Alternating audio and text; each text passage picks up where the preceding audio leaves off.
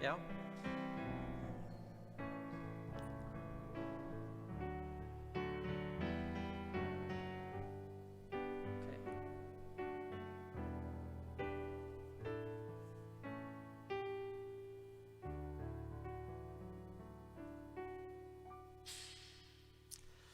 Wel, croeso chi yma, bore yma.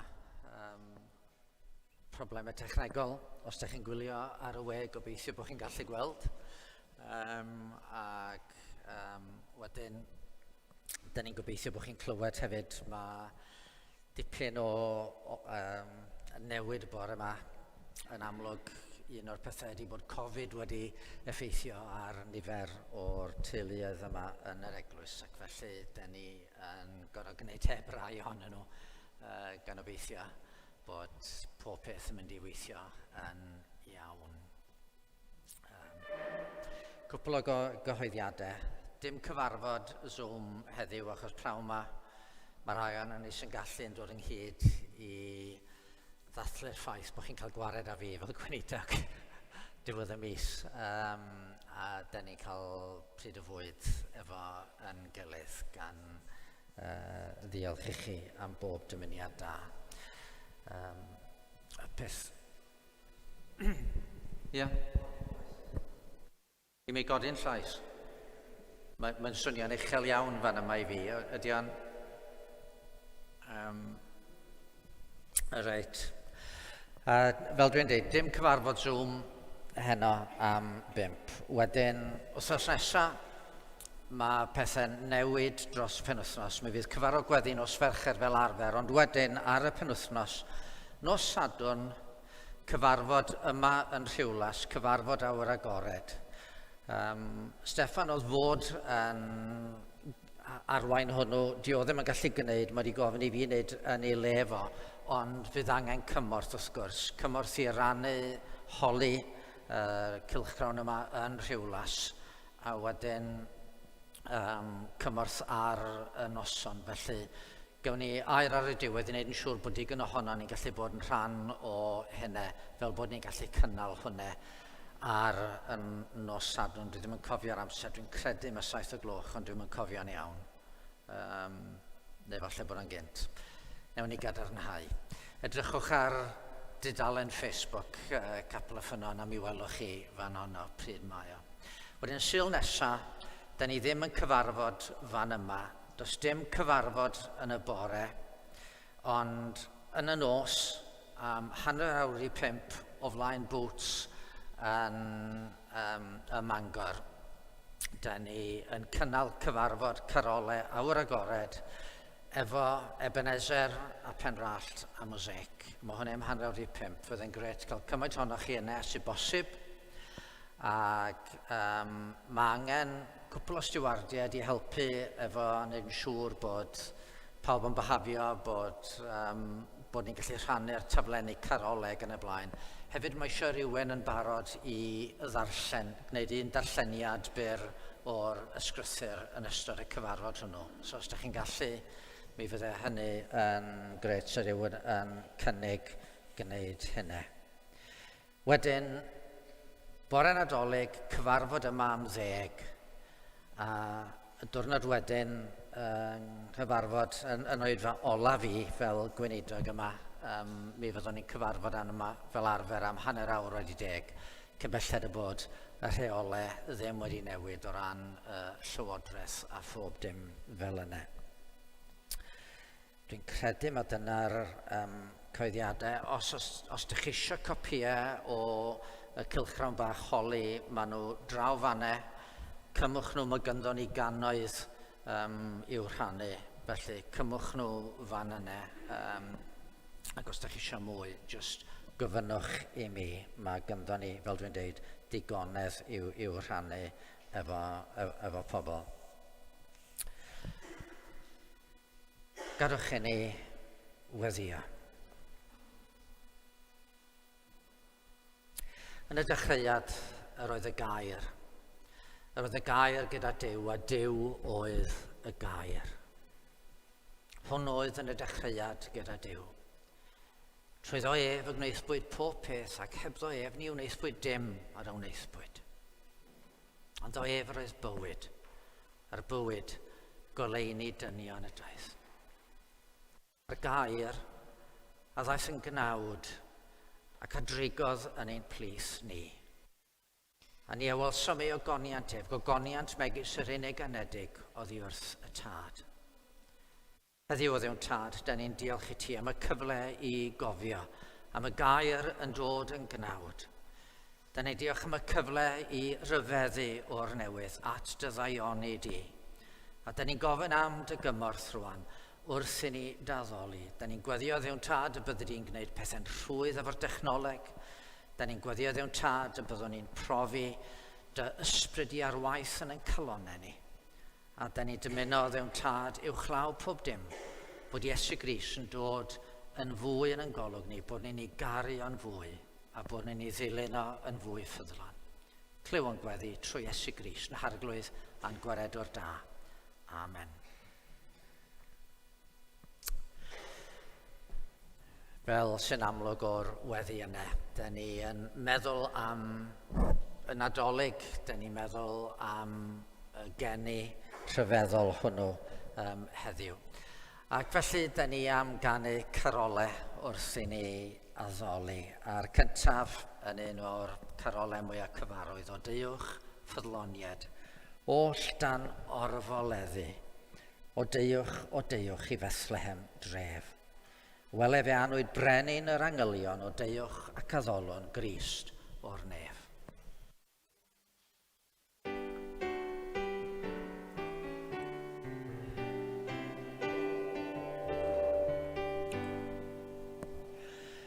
O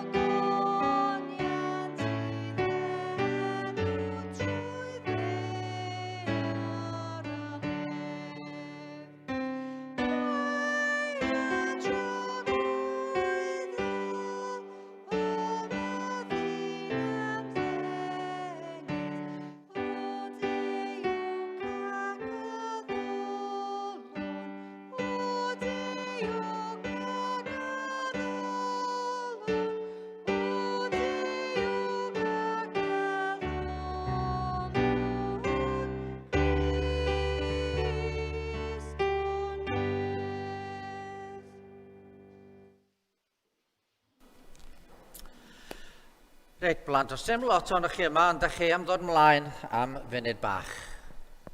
Ie. Dyna fo. Gret.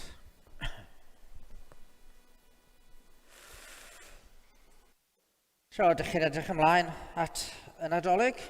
Ydych? Efo. Ara ddim yn siŵr. Mae yna gymaint o ffys wedi bod a mae'n dipyn o blinder weithiau, dydy, clywed gymaint o sôn amdano fo. Ond da ni, yn ystod yr wythnosau nesaf, dwi wedi bod yn sôn am y goron advent yn do efo'r canwyllau. Ac di'r llun, dyna fo, yr advent, yr amser yma o baratoi ar gyfer yr arglwydd. A gewn ni'r llun nesaf. A dyna ni'r goron advent efo 4 canwyll, a dim ond un wedi goleuo fanne, ond heddiw mae pobl sydd efo goron advent, maen nhw'n goleuo'r 3ydd ganwyll. A ydych chi'n cofio, canwyll gynta, oedden ni yn meddwl am be di'r gobaith. Oedden ni? Oedden ni? Na, os dwytha yma, dyn ni wedi bod yn meddwl am gobaith. Paratoi. Na, dwi'n mwydro rwan. Gobaith oedd yr wythnos gyntaf, paratoi yr wythnos dwytha yma. So, 3ydd wythnos, be mae'r ganwyll eisiau i ni gofio ydy, ara, llawenydd, da iawn ti, gret, llawenydd. So, adeg y Nadolig, da ni fod yn hapus. A mae lot o bethau, falle, yn gwneud i ni fod yn hapus. Be di'r pethau sy'n gwneud chi'n hapus adeg y Nadolig? Rhoi coeden Nadolig i fyny. Mae'n hwyl rhoi coeden Nadolig i fyny. Mae cael y golau yn disgleirio a gweld yr addurniadau. Maen nhw'n gret. Elain. Agor yr anrhegion. Ie. Anrhegion. Mae cael anrhegion yn hwyl yn dydy, a mae hynny yn gwneud ni'n hapus. A lot o wahanol beth, y bwyd, a weithiau gweld teulu, falle bod yna gyfle i gweld teulu. Wel, dathlu gen i Iesu Grist, da ni'n mynd i ddod at nhw mewn munud. Ond agor anrhegion, reit, anrhegion. A rwan, weithiau, dwi'n meddwl beth ydych chi'n neud efo anrhegion, yn y tu ni oedden ni'n rhoi'r anrhegion o dan y goeden. A weithiau bydd yn digwydd oedd bod, pan oedd neb yn edrych, oedden nhw'n meddwl, pan oedd Michael Steff, ac Aunty Heledd ac Aunty Gwawr yn fach, oedden nhw'n mynd ac oedden nhw yn trio meddwl beth sy'n yn yr anreg yma. Oedden nhw'n falle'n cymryd un anreg a gysgwyd o i weld os oedden nhw'n gwneud sŵn. Oedden nhw'n oglef o i weld os oedd yna rhyw ogle special arno fo ac yn y blaen. A weithiau, oedd hi ddim yn hawdd deud beth oedd yn yr anreg. Weithiau mae'n gallu bod yn reit hawdd deud beth sy'n yr anreg. Beth sydd wedi lapio fyny fan'na? Beic, na ti? Beic. Ie, fyddai ddim yn hawdd cuddio yr anreg yna, na fydde. A mae'n reit hawdd gweld be ydy yr anreg yna. A mae gen i stori i chi am Uncle Steff. Y Nadolig cynta, mae Steff yn fawr yn dydy. Ond mi oedd o'n fach. Yn anodd credu, ar un adeg oedd o'n fach. Ac oedd y Nadolig cynta, oedd o ddim ond 6 mis oed, so oedd ddim yn dall lot o beth yn digwydd. A dyma fo'n cael gwahanol anrhegion. Oedden ni wedi cael anrhegion a wedi lapio nhw fyny yn ofalus. A mewn papur lapio, digon tebyg i hwn, di lapio nhw fyny i anrhegion nhw. A wedyn ni'n cofio un o'r anrhegion gafodd o, oedd rhyw awyren fach. A oedd hwnnw rhyw degan bach ar ei gyfer o. Beth bynnag, dyma fi, ac Aunty Gwennan yn mynd allan o'r stafell, a gadael Uncle Steff, y fabi bach, efo taid. A chymod beth Steff yn wneud pan oedd o wedi agor yr anreg? Oedd o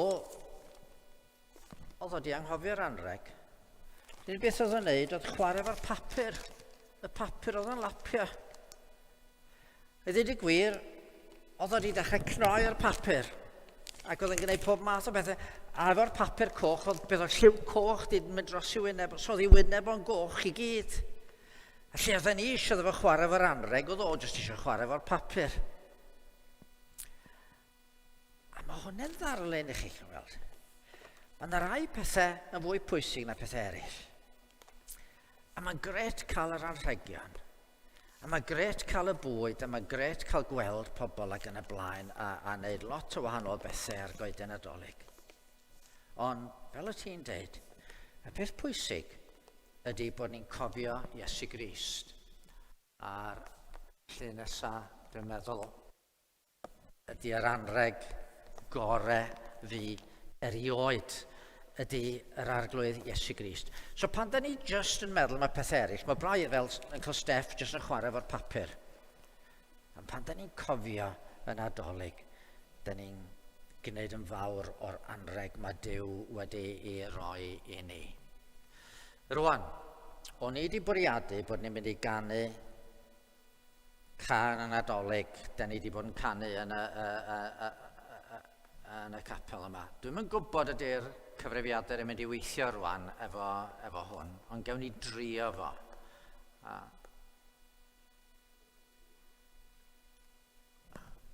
Chydig bach na'r 10 yn dod i'r cychwyn.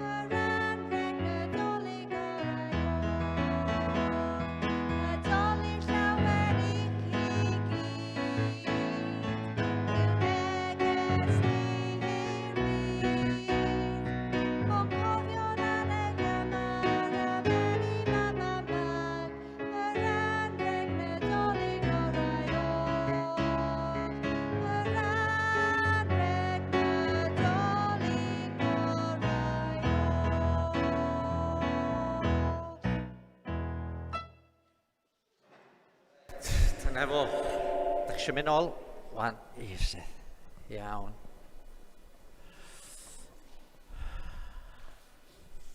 Mae yna fwy nag un ffordd o gael wyl i wely yn does. Dyn ni wrando ar air yr arglwydd rwan. A dwi am ddarllen o Efengyl Mathew a'r benod gyntaf ac yn mynd ymlaen i'r ail benod. Mathew, penod 1, adnod 18. Fel hyn y bu genedigaeth Iesu Grist. Pan oedd Mair ei fam wedi dyweddio i Joseph, cyn iddynt ddod at ei gilydd, fe gafwyd ei bod hi'n feichiog o'r ysbryd glân. A chan ei fod yn ddyn cyfiawn, ond heb ddim un o'i chywilyddion gyhoeddus, penderfynodd Joseph ei gŵr, ei gollwng ymaith yn ddirgel. Ond wedi iddo gynllunio felly, dyma angel yr arglwydd yn ymddangos iddo mewn breuddwyd, a dweud, Joseph, fab Dafydd, paid ag ofn i cymryd Mair yn wraig i ti, oherwydd mae'r hyn a genhedlwyd yn ddyn deillio o'r ysbryd glân. Bydd yn esgor ar fab a gelwi ef Iesu, a mae ef a wareda ei bobl oddi wrth ei pechodau. A digwyddodd hyn oll fel y cyflawnid y gair a lefarwyd gan yr arglwydd trwy'r proffwyd. Wele bydd y wyryf yn beichiogi ac yn esgor ar fab a gelwir ef Emmanuel. Hynny yw o'i gyfieithu y mae Duw gyda ni. A phan ddeffrodd Joseph o'i gwsg, gwnaeth fel yr oedd yr angel yr arglwydd wedi gorchymyn a chymryd Mair yn wraig iddo. Ond ni chafodd gyfathrach â hi, hyd nes iddi esgor ar fab a galwodd ef Iesu. Ac wedi Iesu gael ei eni ym Bethlehem Judea, yn nyddiau'r brenin Herod, daeth syryddion o'r dwyrain i Jerusalem a holi ble mae'r hwnna anwyd yn frenin yr Iddewon, oherwydd gwelsom ei seren ef ar ei chyfodiad a daethom i'w addoli. A phan glywodd y brenin Herod hyn, cythryddwyd ef a Jerusalem i gyd gydag ef. Galwodd ynghyd yr holl brif offeiriad ac ysgrifenyddion y bobl a holi ganddynt ble roedd y Meseia i gael ei eni. Ei hateb oedd y Bethlehem Judea, oherwydd felly'r ysgrifennwyd gan y proffwyd. A thithau Bethlehem yng ngwlad Juda. Nid y lleiaf wyt ti o lawer ymysg tywysogion Juda. Canis ohono ti y daw allan arweinydd, a fydd yn fugail ar fy mhobl Israel. Dyma air yr arglwydd. Gadewch i ni weddio. O arglwydd yn Duw a thad yn harglwydd Iesu Grist, da ni yn diolch yn fawr i ti am dy drigaredd yn caniatáu ni ddod fel hyn i gofio am y weithred ryfeddol honno, o'r gair yn dod yn gnawd, a byw yn ein byd ni, yn ein deiar ni, nid byw fel rhyw Superman, ond byw fel un ohono ni. Da ni ddiolchgar eto am y cyfnod yma o'r flwyddyn pryd da ni'n cael troi yn meddwl at yr enedigaeth mewn ffordd arbennig iawn. Y gallwn ni gofio unrhyw adeg o'r flwyddyn. Da ni ddiolchgar yr adeg yma bod hyd yn oed y byd yn cymryd sylw. A mae'r byd yn chwarae'r carolau. A mae'r byd yn gosod addurniadau i fyny. A mae'r byd yn gweld o le i le, falle rhyw fodelau o'r baban yn y preseb a'r bugeiliad a'r doethion a Joseph a Mair. A da ni'n llawenhau o ddiwn tad, bod pobl yn cael y cyfle mewn rhyw ffordd i glywed fod ti wedi dod i mewn i'n byd ni. Oherwydd o Dduw, mae'n byd ni yn fyd sydd mewn cyflwr mor drist, mewn gwrthryfel mor eithafol yn dy erbyn di. Ac yn y wlad hon, da ni'n ymwybodol y dyddiau hyn yn fwy nag erioed. Fel ag mae pobl wedi troi cefn arna ti. Ac fel mae pobl o ddiwn tad yn byw iddyn nhw eu hunain, ac eto ddim yn cael bodlonrwydd. Yn ceisio llawenydd yn y pethau anghywir, a ddim yn ceisio llawenydd yno ti. A dyn ni'n gwybod fel da ni o ddiwn tad, fel dy blant i hefyd yn cael yn effeithio gan hyn i gyd.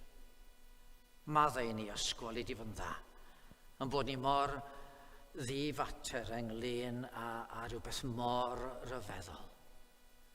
Ond diolch i ti o Dduw Tad fod Iesu wedi dod, a nid dod er ei fwyn ei hunan, ond i roi hun yn aberth drysom ni. A pa le gwell o Dduw Tad fedrwn ni fod y dyddiau yma, na gyda'n gilydd yn meddwl, yn myfyrio ac yn ceisio y drigaredd o Dduw Tad sydd i'w chael yno ti ac yno ti yn unig. Felly o arglwydd yn Duw, da ni'n gofyn, ysgweli di fod yn dda, a wneud i ddod ato ni y bore yma, ac agor yn llygaid ato i weld ac i ryfeddu, agor yn calonau ac yn hesyn calonau wrth ni ystyried beth sydd wedi digwydd. A gad i hyn fod yn ffordd i ni unwaith eto ddeud yn bod ni yn credu y newyddion da o lawenydd mawr, yn bod ni yn pwyso ar yr arglwydd Iesu Grist a'i aberth o'r trosto ni yn fwy nag unrhyw beth arall. Da ni'n cyflwyno ti bawb sydd mewn angen arbennig rwan. Da ni'n meddwl am y teuluoedd o'r eglwys yma sydd yn dioddef iechyd, rhai efo afiechyd sydd wedi bod ers amser eraill y Dduw Tad yr wythnos diwethaf yma wedi dod a Covid yn effeithio arnyn nhw. A da ni'n cyflwyno nhw i gyd i ti, gan weddi y bydde di yn gwylio drostyn nhw ac yn rhoi iddyn nhw iechyd yn ôl yr angen. Da ni hefyd o Dduw Tad yn gweddio ysgol i di fod yn dda, nid i gofio am yn gwlad a'r llywodraeth arbennig yma, gan weddi o Dduw Tad y bydde di'n dod a mesur o synwyr cyffredin i blith yn gwleidyddion, fel bod y penderfyniadau sy'n cael ei wneud yn penderfyniadau doeth diogelwch i bobl yn y wlad. Da ni hefyd o Dduw Tad yn llawnhau yn y ffaith yn bod ni'n gallu edrych ymlaen at weld gwahanol bobl dros y Nadolig, ond o Dduw Tad gad i'r llawenydd yma, ysgweli di fod yn dda, fod yn lawenydd sydd wedi wreiddio yn fwy nag unrhyw beth yn y wybodaeth yma, dy fod ti wedi'n caru ni a chariad tragwyddol. Felly'r bore yma, Dduw Tad, wneud i siarad efo ni trwy dy air. Gad i'r gair yma fod i ni yn fwyd i'n heneidie. A trwy'r cyfan, a wneud i gymeryd y clod a'r gogoniant i dy enw dy hyn, trwy Iesu Grist yn harglwydd a'n gwaredwr. Amen. Wel, cyn i ni droi at y gair, mi ganon ni garol arall efo yn gilydd. Cyfeithiad, nath rai pan oedden nhw fyfyrwyr yn y coleg o garol y Saesneg, Thou who hast rich beyond all splendour. Daeth un o gyfoeth nefoedd byd trwy gariad i wneud ei hun yn dlawd. Ildio o'r seddfainc, goddef cur, creawdwr y byd a ddaeth mewn cnawd.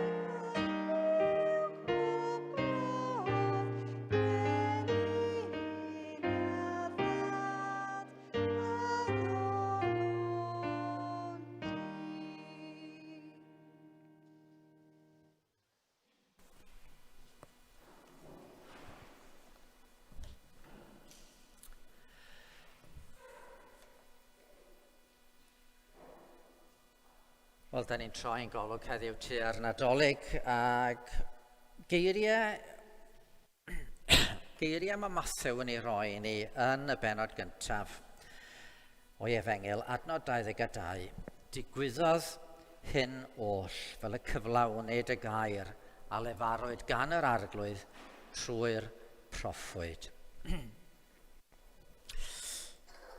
Be fedrwn ni ddweud am y Nadolig sydd yn newydd dydwch?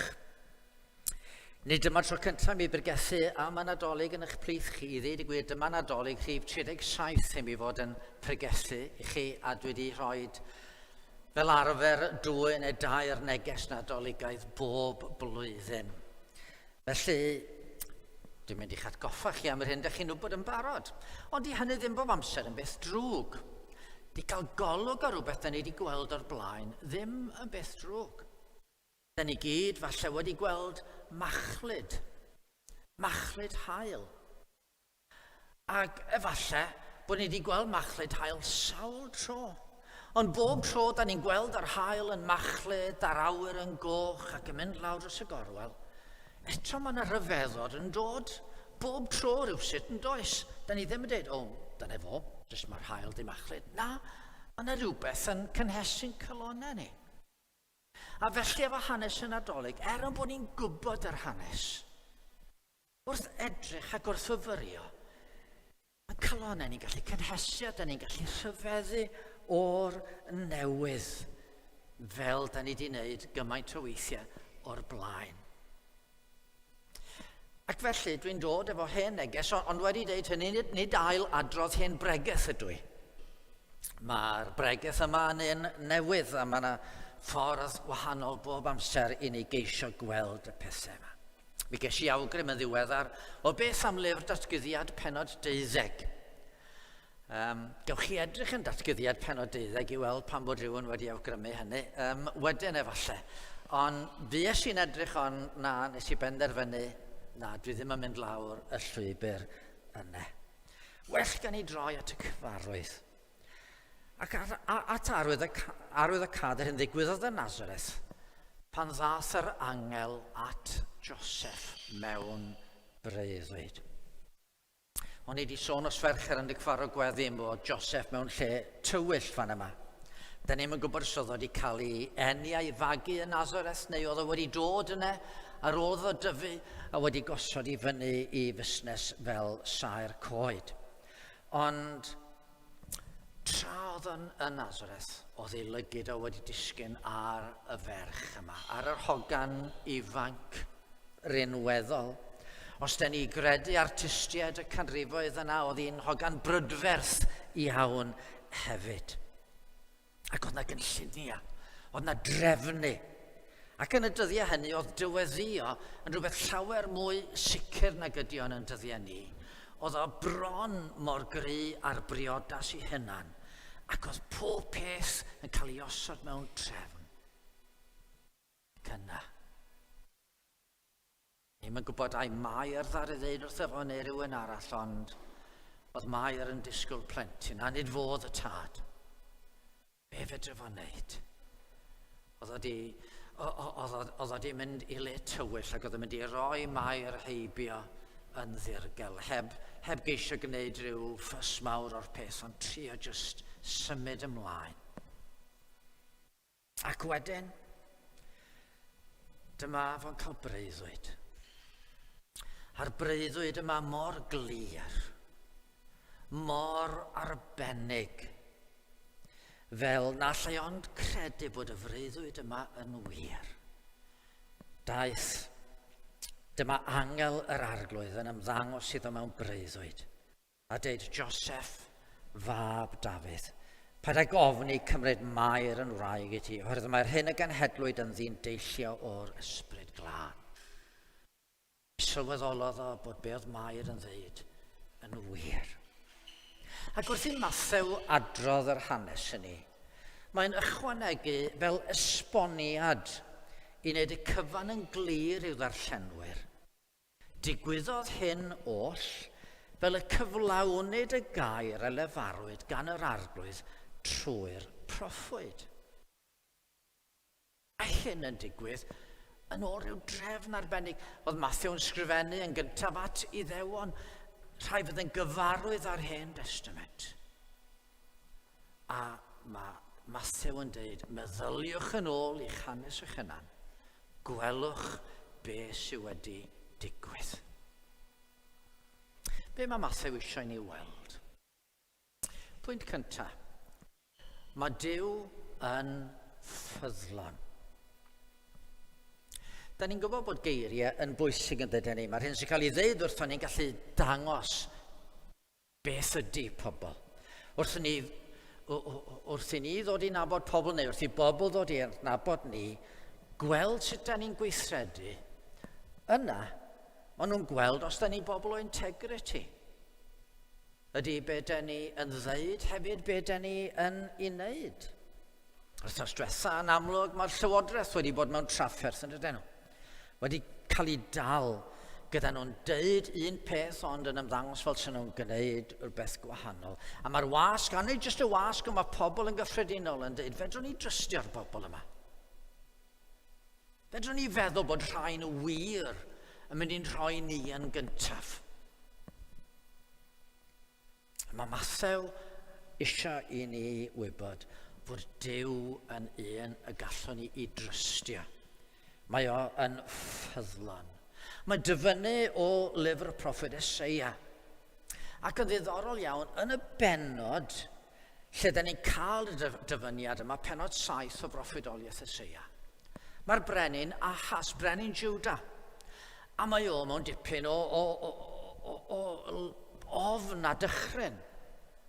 Mae Syria ac Israel, llwytho'r gogledd, maen nhw wedi ymuno fo'i gilydd i ddod i ymosod ar Juda. A mae'n ofni rheini.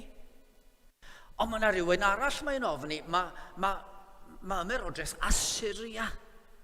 Mae nhw'n tyfu, a mae nhw'n dod yn greu. A diolch yn gwybod be i wneud, dyle fo ofyn am help Assyria, ond os yw'n gofyn am help Assyria, ydyn nhw'n mynd i ddod yn concro ni. Beth sy'n mynd i ddigwydd? A mae'n trio meddwl beth i wneud. A mae'r proffwyn dod ato fo dweud, mae Duw'n dweud trystian dda i. Ond yn lle hynny mae Ahas yn mynnu meddwl be di'r ateb gwleidyddol clyfar y gallai ddibynnu arno fo. A mae Duw'n dweud, wyt ti'n mynd yn trystio fi? Dwi'n mynd i roed arwydd. Wel morwyn a fydd feichiog ag esgor ar fab, a gelwyr i enwef Emmanuel. A nid yma'r unig dro mae Matthew yn gwneud hyn, ydych chi'n gweld. Mae Matthew yn dyfynnu yr addewid yma, lle mae Duw yn dweud, trystiwch fi, edrychwch ar yr arwydd dwi'n ei roed. Yn y benod nesaf, da ni'n gwybod bod y seryddion yma, y doethion wedi dod i Jerusalem. Herod yn galw'n hyd y prif offeiriad ar ysgrifenyddion, ble mae'r Meseia i gael ei eni. Y Methlem Judea wedi felly yr ysgrifennwyd gan y proffwyd. A mae Meica fanna'n cael ei ddyfynu, dydy y proffwyd Meica. Wedyn, pan mae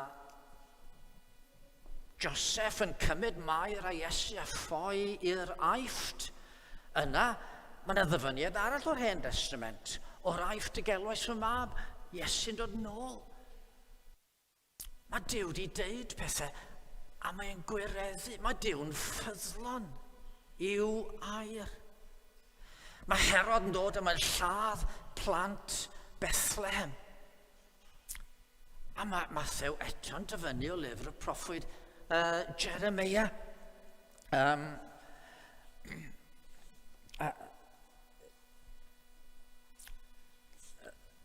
Hynny di, mae dro ar ôl tro ar ôl tro, a wedyn pan mae Iesu'n setlo yn Nazareth. Gelwyr ef yn Nazareth, dyfyniad arall. Hynny, dyna pam bod Efengil Matthew mewn gwirionedd yn dechrau efo coeden deuluol.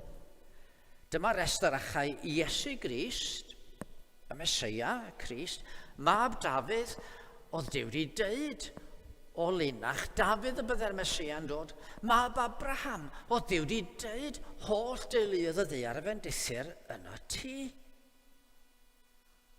Pan mae Duw'n deud rhywbeth, mae'n siŵr o'i gyflawni o. Felly wrth ddeud bod y Meseia yn mynd i gael ei eni ym Methlehem, mae o yn trefnu bod Cesar yn cael y syniad mae dwi eisiau gwneud cyfrifiad.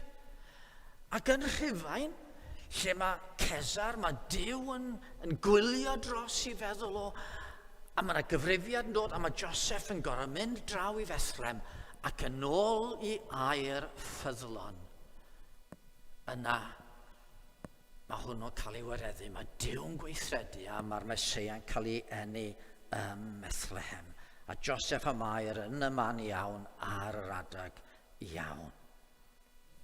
Wrth addo bydde holl deuluoedd y ddaear yn cael ei bendithio yn had Abraham. Mae'n sicrhau na chaiff Haman yr Agagiad ddifar i ddewon yng nghyfnod Esther. Dych chi'n cofio'r hanes? Oedd o eisiau i bob i ddew gael ei ladd. Genocide yn lladd y genedl i gyd. Ond na, doedd o'm yn cael digwydd. Achos mae Duw yn ffyddlon. A dyna rhywbeth i chi a fi afel yn ddefo, wrth edrych ar yr hyn mae Duw wedi i ddeud, ar hyn mae Duw wedi i addo. Mewn byd ansicr, mae un peth sicr. Gwywa gwelltyn syrth y blodyn, ond gair ein Duw ni a saif is. Mae Duw'n ffyddlon. Yr ail beth, mae Duw yn dda. Dyma rhywbeth yn ei lawenhau yn ddyfan de. Ydych chi rioed wedi ame cymhellion pobl? Mae'n debyg mae'r clasur i pan mae gŵr yn dod adref efo blodau a chocolate i'w roi i'w wraig, a mae'n rhoi nhw i'w wraig, a mae hi'n meddwl, be mae di wneud rwan? Tyber os na rhywbeth mae'n mynd i ddod allan mewn munud bod o wedi gwneud rhywbeth na ddyle fo. Da ni'n gallu ame cymhellion yn gilydd. A mae'n hawdd iawn priodoli cymhellion anghywir i bobl a meddwl, diar mi, ydy hwn yn genuine a'i peidio? Be mae gwahaniaeth rhwng conviction politician a career politician? Conviction politician, rhywun sydd wedi mynd efo argyhoeddiad, mae eisiau newid y byd daioni, mae eisiau gwneud lles i'r wlad. Career politician yn mynd, achos dyma na yrfa lle geith o awdurdod a geith o bwer ac falle geith o gyfoes.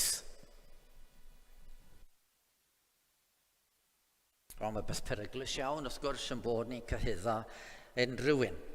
Pwy ydyn ni fedru gweld fewn i galon rhywun arall. Ond pan da ni'n troi at Dduw, dyma un o'r cyhyddiadau sy'n cael ei taflu yn erbyn Duw yn dyddiau ni. Os ydy o'n dda, pam nad ydy o'n gwneud rhywbeth mydrygioni sydd yn y byd? Pam bod Duw wedi creu byd lle mae Covid yn gallu dod a difetha bywydau cymaint o bobl? Pam bod Duw'n caniatáu rhyfeloedd? Pam bod yn gadael i ddear grynfau ddigwydd a tornados fel sydd ar draws môr yr Iwerydd ac yn y blaen? Os di o'n bod, yna da ni ddim yn meddwl bod o'n Dduw da, meddai pobl y dyddi yma. Ac felly mae'n haws credu nad yw ddim yn bod. Mae'n haws credu'n bod ni mewn byd heb greuwr na chredu fod yr un sy'n arglwydd y bydysawd yn ddrwg a nynne yn ddibynnol ar beth bynnag mae o'n penderfynu wneud heddiw neu fori. Ond wrth gwrs nid peth newydd ydy ame cymhellion Duw. Yn ôl yng Ngardd Eden. Dyna lle dechreuodd y sarf hau amheuon ym meddyliau Adda ac Efa. A ddywedodd Duw, di Duw wir wedi deud hyn? Deud peth mor afresymol ag eich chi beidio bwyta hwnna? Di Duw ddim yn deud y gwir wrthoch chi. Mae Duw eisiau cadw chi lawr, di Duw ddim yn dda. Ni fyddwch farw, ond fe wyr Duw ar agorach y llygaid y dydd y bwytewch ohona, byddwch fel Duw. Power play ydi hwn gan Dduw. Mae eisiau cadw chi yn eich lle. Di Duw ddim yn dda, di o ddim yn gofalu amdano chi. Ond mae Mathew am yn i wybod bod Duw nid yn unig yn ffyddlon i gyflawni'r hyn mae wedi dweud y bydd yn ei wneud, ond i fod yn cyflawni pethau yn lles ni, daioni i ni. Gosodaf elyniaeth rhwng o ti, meddwl wrth y sarf, ar o wraig. Ti sydd wedi gwneud drwg. Ti sydd wedi dwyn marwolaeth fewn i galonau Adda ac Efa. Gosodaf elyniaeth rhwng o ti ar wraig, rhwng dy had di a'i had eithau. Bydd ef yn ysugod y ben di, a thithau'n ysugo i sawdlef. Mae Duw yn dda. Mae'n danfon gwaredwr i'r byd, ganwyd i chi heddiw geidwad yn un a stafedd rhwng yw Crist yr arglwydd. Mae carolau ni mor llawn o'n nhw. Hen a ddewid edenodiaeth wel e heddiw ddaeth i ben. Wel e drefniad dwyfol gariad o flaen ein llygaid hebyn llen. Dyw yn cofiodd, dyw yn carodd, dyw osododd Iesu'n iawn. Dyw yr syndod ddari ganfod trefn gollhyndod i ni'n llawn. Mae nhw'n gollwng ni'n rhydd. Nid yn caethiwa ni. Ond mae'r byd eisiau dweud, mae Dyw yn eich erbyn chi. Mae Dyw am eich caethiwa chi. Mae Dyw am eich gyrru chi lawr. Ond nid dod i'n gormesu ni nath Iesu, ond i'n bendithio. Oherwydd addfwyn a gosyngedig o galon y dwyf. Ac fe gewch o'r ffwystra i'ch eneidiau. O deiad pob Cristion i Fethlem yr Awron, i weled mor dirion yw'n Duw. O ddyfnder rhyfeddod, fe drefnodd y diwdod, dragwyddol gyfamod i fyw. Mae carolen llawn o hyn ydy. Cos gwrs mae yna ffordd arall o ddeud hyn. Ie, mae Dyw'n ffyddlon, mae Dyw'n dda. Mae Dyw gyda ni. A dyma y trydydd pwynt, sydd yn deud yr un peth, ond deud o mewn ffordd chydig bach o wahanol efallai. Dim yn ddigon gwybod fod Dyw yn dda, hyd yn oed bod Dyw'n dymuno daioni ni.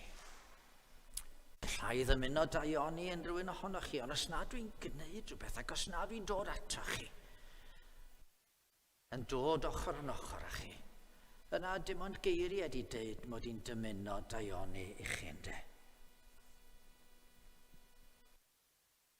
A nid cefnogi o bell mae Dyw ni'n wneud, ond dod ato ni, cymeryd yn pennyd a'n pwn medd y garol yn ded. Digwyddodd hyn oll fel y cyflawn i dy gair a lefarwyd gan yr ardwyswyr proffwyd, wele bydd y wiref yn beichiog ac yn esgor ar fab y gelwyr ef Immanuel. Hynny yw o'i gyfieithu y mae Dyw gyda ni. Dyw gyda ni yn tlodi. Wrth iddo beidio dod mewn rhwysg mawr ond yn dawel trwy boener geni a'i roi mewn preseb yn ei fel. Gyda ni yn y pryderon wrth i Herod fygwth, a'i reni yn ffoi fel ffoduriau draw i'r aifft. Gyda ni yn gyfidiau wrth iddo ddod fel gŵr gofidus a chynefin a dolir. Mae'r emyn Saesneg yn ei osod mewn ffordd mor brydferth yn yna. Man of sorrows. What a name for the Son of God who came, ruined sinners to reclaim. Hallelujah. What a Saviour. A dyma'r gwirionedd mwyaf syfrdanol. Gyda ni yn condemniad. Ie, mae drygioni fy nghalon i yn nghondemnio fi. Mae pob gair angaredig dwi wedi dweud wrth unrhyw un erioed yn nghondemnio fi. Mae pob gweithred hunanol yn nghondemnio fi. Mae pob dim sydd yn groes i'r hyn mae Duw wedi gofyn i mi wneud sy'n mi garu fo fy ngholl galon a charing hyddyn fel fi fy hun. Mae pob dim fel yna yn nghondemnio fi. A mae Crist dod atai. Ie, yn fy nghondemniad. A mae'n dod nid i'w wasanaethu ond i wasanaethu ac i roddi ei einiau sy'n brydwerth dros da i, dros lawer. Diosgodd Crist ei goron o'i wirfodd, mwyn coroni Seion o'i wirfodd, i blygu ben di halog o dan y goron ddreiniog, i ddioddef dirmig lludiog. O'i wirfodd, codi pen yr eog o'i wirfodd. Sut mae arnoch chi bore yma? Ydych chi yma yn y ganolfan yn Rhiwlas yn edrych yn llawen a bodlon i bawb arall, ond yn eich calon yn cario gofid trwm. Emmanuel. Mae Duw gyda chi, mae'n gwybod eich gofid. Ac yn fwy na gwybod o bell, mae'n dod i gymryd eich gofid ei hunan, gan ddeud, cred fy ngair, dwi'n ffyddlon i dy gofio. Dwi'n dda i drefnu cymorth, a dwi gyda chi yn dy ofid, yn dy ofne, yn dy boene. Dych chi'n eistedd adref tybed, yn gwylio hwn ar sgrin ac yn ofni'r dyfodol. Mae'r byd a phobl wedi'ch siomi chi, a chythau'n teimlo'r tywyllwch yn pwyso. A thithau, Bethlehem yng ngwlad Jwda, nid y lleiaf wyt ti o lawer ymysg tywysogion Jwda. Canisio honno ti daw allan ar weinydd a fydd yn fugail ar fy mhobl Israel. Os ydw i wedi bod yn fugail annigonol i'r eglwys yma dros yng nghyfnod yma, mae yna un sydd yn dod ato chi rwan fel bugail da, sy'n dod i'ch cymryd yn ei freichiau. Mae'n gwybod am bob unigrwydd, mae'n gwybod am bob ansicrwydd. A tybed os yna rhywun sydd heb erioed feddwl bod gan Dduw unrhyw beth i gynnig i chi. Mi glwsoch chi amdano, ond fi oedd erioed yn reality yn eich bywyd. Dyw pell ydi o. Dyw, os di wedi bod yno o gwbl, mae wedi bod yn bell oddi wrthoch chi. Cyn bod amser, y drefnodd Duw dy fod i bore yma yn cael clywed i fod o wrth blaid i. I fod o am i ti brofi i gariad. I fod o am i ti brofi i ras a'i drygaredd. Ac am hyn bechadur, brysia, fel yr wyt. Fel yr wyt, ti'n ofyn am y noddfa, fel yr wyt. I ti ragorwyd ffynon a ilch dy glwyfau dion, fel eira gwyn yn salmon, fel yr wyt, fel yr wyt.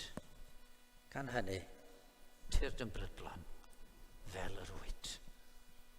Dych chi'n ei weddio. O Dduw ein tad, diolch i ti dy fod ti'n ffyddlon, dy fod ti'n dda, a dy fod ti gyda ni. Gad i'n calonau ni fod yn agored i ti fedru yn meddiannau ni, ac ti roi ni'r llawenydd a'r tangnefedd, y maddeuant a drygaredd, a'r hyn da ni angen y foment hon i wybod am y breichiau tragwyddol yn gafel ynddo ni gogoniant i dy enw. Amen. Mi ganon ni garol, hen garol Gymraeg wrth i ni gloi. Os allai ddod o hyd y geiriau, o deied pob Cristion i Bethlem yr awron, i weled mor dirion yw'n Duw. O ddyfnder rhyfeddol fe drefnodd y diwdod dragwyddol gyfamod i fyw ac ymlaen.